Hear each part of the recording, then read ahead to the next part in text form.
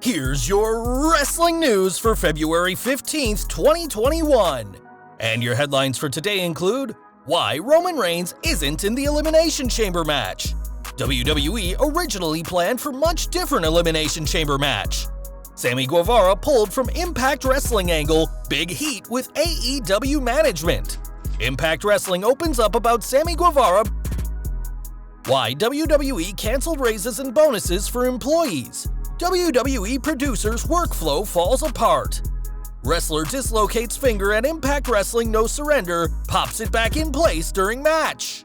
Natalya is tired of being disrespected by the WWE locker room. WWE signs 3 famous wrestlers. CM Punk tries to deny saying he would beat Steve Austin in seconds. Austin responds. Braun Strowman and Charlotte Flair are super shredded. NJPW stars appearing on Impact Wrestling next week, and more. We're starting today with this Sunday's Elimination Chamber, and although Roman Reigns will be competing, it won't be inside the chamber. Instead, Reigns will be defending the Universal Championship later that night against SmackDown's Chamber winner, giving him a huge advantage. When Ringside News asked why Reigns isn't in the match, they were told they weren't getting him in that chamber, no chance. We know that Reigns has significant influence backstage with creative and hasn't been wrestling as much since his return last summer. Daniel Bryan even addressed this recently, saying that Paul Heyman has got Reigns a Brock Lesnar-style contract, and whilst we don't know the exact reason for Reigns not being in the match, he'll still compete at Elimination Chamber. Having a chamber match winner receive a title opportunity on the same night is a unique stipulation to say the least, and it turns out that it was Raw's WWE Championship Chamber that influenced the decision. That's according to Dave Meltzer, who spoke on Wrestling Observer Radio and said that the original plan was for Roman Reigns to defend his title inside the chamber. That plan was nixed as WWE's creative team didn't want the 2 chamber matches to be too similar, and after it was made clear that Reigns wouldn't be getting in the chamber, the Universal title chamber was scrapped in favor of a Universal title match opportunity. Since the first chamber pay-per-view in 2010, there's been plenty of nights that have seen 2 world titles on the line, but WWE clearly wanted to shake things up with this Sunday's pay-per-view. AEW news now as Sammy Guevara quit the Inner Circle on last week's Dynamite, but his issues with the group and the company are more than just a storyline. That's according to a source with Slam Wrestling, who report that after Guevara quit the faction on screen, Chris Jericho floated the idea of the Spanish God appearing on Impact. When Tony Khan pitched the idea to Impact's writers, his first idea was rejected, but his second was greenlit, and plans were made to shoot the angle the next day. That shoot never took place as Impact received a message from Guevara himself complaining about his creative direction with both companies. Impact in turn contacted Khan and Jericho, and there were even talks of Impact's executive VP Don Callis banning the AEW wrestler from Impact's premises. By the time Guevara made it to Nashville for the shoot, he received a message from Jericho ordering him to return home and not go anywhere near Impact. The report didn't specify what Khan's first or second pitch to Impact was, though we can assume that neither will be making it onto Impact's programming. Now, AEW's management is reportedly furious at Guevara, who they feel has damaged the relationship with Impact Wrestling.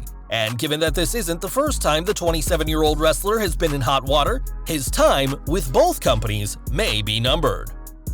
Guevara complaining about creative isn't the only reason Impact isn't happy with the young wrestler, and it isn't the only reason why he was pulled from their programming. According to PW Insider, Guevara was set to work a short storyline at the Impact taping this past Tuesday through Thursday, but rather than show up a day before the tapings as planned, Guevara changed his schedule so that he arrived in Nashville just a few hours before the tapings began. Everyone from both AEW and Impact agreed with the angle, so Guevara didn't help matters by pitching his own alternative ideas and didn't want to do what both promotions had agreed to. It was at this point that the call was made to nix Guevara from the Impact taping, with much of what had been planned for him see Decay's Black Taurus fill that role instead. Though AEW aren't happy at Guevara, believing that his actions have damaged their relationship with Impact, that's apparently not the case at all. PW Insider reports that the Spanish God did not damage the relationship at all, and they're still golden even after pulling Guevara. We'll have to see whether their relationship is still golden in a few weeks, But after Guevara quit the Inner Circle saying he needs space, he'll have plenty of free time now that he's seemingly banned from Impact. But what do you make of all this, and how would you handle Guevara? Sound off in the comments. Back to WWE, and last week the company's morale reached an all-time low when employees were informed of a pay freeze with no opportunity for bonuses, raises, or promotions. It's been reported that these raises were meant to cover for higher living costs at the current time, and now we have an idea why WWE refused this slight increase in pay. On Wrestling Observer Radio, Meltzer explained that despite a year of record profits, not everything is great for WWE's finances, saying, "It's because the profits are not as high as Wall Street was expecting, and the stock has fallen and they are trying to rebuild the stock price. The stock price is a really big deal." Despite the company-wide message saying there will be no more raises, promotions, or bonuses, WWE executives were allowed to keep their bonuses, and this only added to the anger behind the scenes. According to a source who spoke to Ringside News, these raises were meant to happen after the company's annual review, and were going to make up for a pay cut WWE forced on employees last year. The source added that producers had no unity during the SmackDown tapings that immediately followed the bad news, and that work fell apart because the production team was angry and had no one to vent to. It was noted that the producers respected Mark Carrano for breaking the news to them in person rather than delegating it to somebody else like Bruce Pritchard did with creative. What do you make of this pay freeze? Would you work for WWE if you knew there was no chance of a raise? Let us know below. Impact News next, and at No Surrender, Tommy Dreamer was able to remind fans just how hardcore he really is. In the main event, Dreamer took on Impact World Champion Rich Swann, and in one particularly gruesome moment, dislocated his finger. The ref wasted no time in calling medical officials to Dreamer's side, but the former ECW World Champion refused and popped his own finger back in place. This wasn't enough to earn Dreamer the Impact World Championship, which Swann retained, but it did remind fans to never forget just how tough the heart and soul of ECW truly is. From one veteran to another, as Natalya has been with WWE for over a decade and is tired of being passed over for opportunities. Throughout her 13-year main roster run, she's had just 2 very brief title reigns and has cut a dimly lit promo explaining her frustrations. Saying that she's tired of having a pretend smile on her face, the Canadian sent a warning out to the entire women's roster, and it'll be interesting to see where her character goes from here. From promoting WWE at various charity events to training the next generation of women, Natalya has always been a company woman, and perhaps that'll finally pay off with a push and some more title victories. Perhaps Natalya will be training one of the many new names in WWE, as the company has signed some major names. First reported by PW Insider and confirmed with multiple sources, WWE has signed Taya Valkyrie, the longest-reigning Impact Knockouts champion, and she'll be working on the NXT brand. Valkyrie is expected to be in the next announced class of signings, as is Evolve's Harlem Bravado.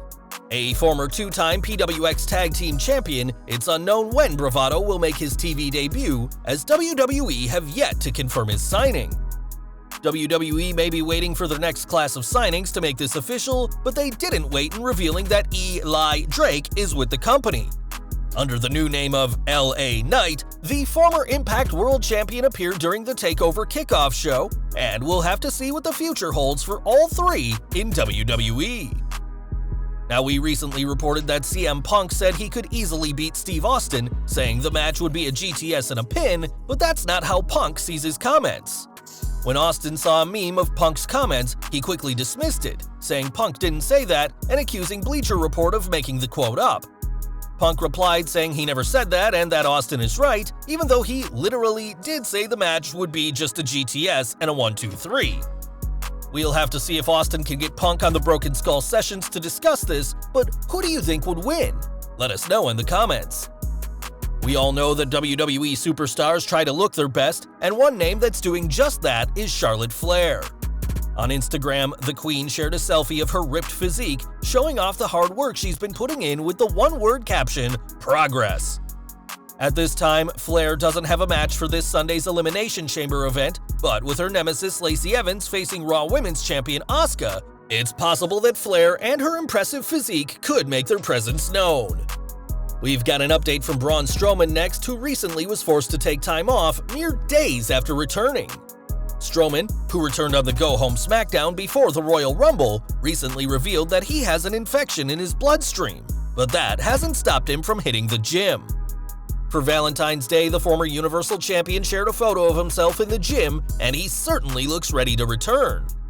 Strowman has had just one match in the past 3 months, and that was his participation in the 2021 Men's Rumble match, and hopefully it won't be too long until the Monster Among Men is back full-time. From the day that Dominic Mysterio made his in-ring debut at SummerSlam 2020, fans were talking about the 23-year-old retiring his father Ray. During their feud with Seth Rollins, it was rumored that Dominic would be turning heel on his father to join the Architect's side, but those plans didn't happen.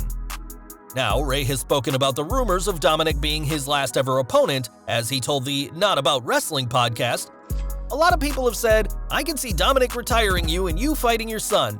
That is what everybody expects to happen, but why not leave the ending of this story on a high note, retiring with my hands raised up high, Mayweather style." WWE have teased the end of Ray's career in the past with a retirement ceremony hosted by Rollins on the June 1st, 2020 edition of Raw.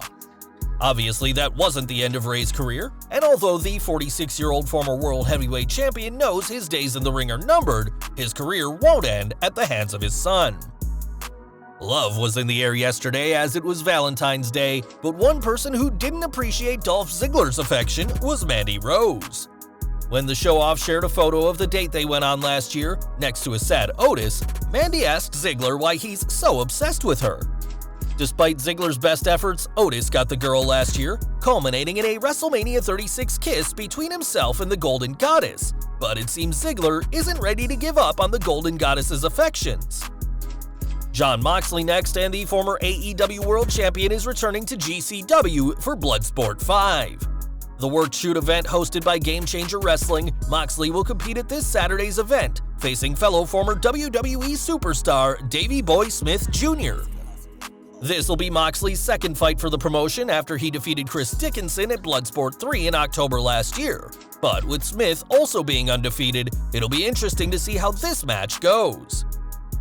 We've already mentioned that Impact's No Surrender pay-per-view was a huge deal for the company, which has seen plenty of AEW stars on their programming lately, and now New Japan is coming to the Impact Zone. On this week's edition of Impact, Juice Robinson and David Finlay will both be appearing, though neither company has specified what is planned for the two. It'll be interesting to see what the two New Japan stars do on Impact, and with Impact also working with AEW, the metaphorical Forbidden Door has well and truly been kicked in. And we're ending the night with NXT news, and Finn Balor retained his NXT Championship last night against Pete Dunne, but without the use of his alter ego. It's been a long time since fans last saw the Demon, but speaking in a New York Post Q&A ahead of last night's title match, Balor made it clear that his darker side will rise again, saying, "There are moments in time for everything. Right now it doesn't feel like the time for the Demon, but I'm sure there will be a moment where I go, okay, now it's time to rock." Balor even suggested that a feud with Karrion Kross could bring back the Demon, as his dark alter ego would work well with Kross and Scarlett's gothic persona.